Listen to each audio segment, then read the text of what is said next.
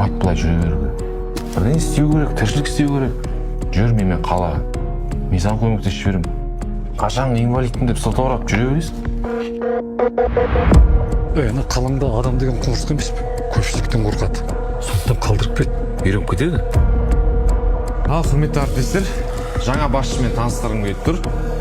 Бекен мырза, болсын. Маған бастық болсын деп ескертіп едім. Адамдардан ұят емес пе? Неменеге соларды ойлайсың, айдаладағы біреулер? Сен кім ойлайды, айтшы, менен басқа.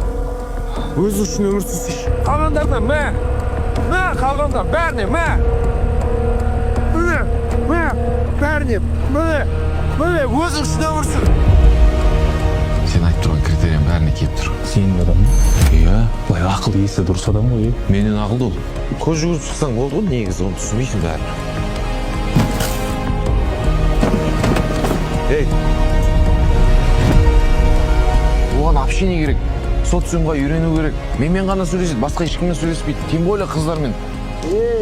Тамағыңды уақытылы ішпе. Кеш ұйықта, кеш оян. Адам болса, адам. Мен ауылға айтамын. Апарып тасташы. Сен өзің қатты басты сезіп кеткен жоқсың ба? Мен сені не үшін алып келгенімді айтайын. Тимур керек емес.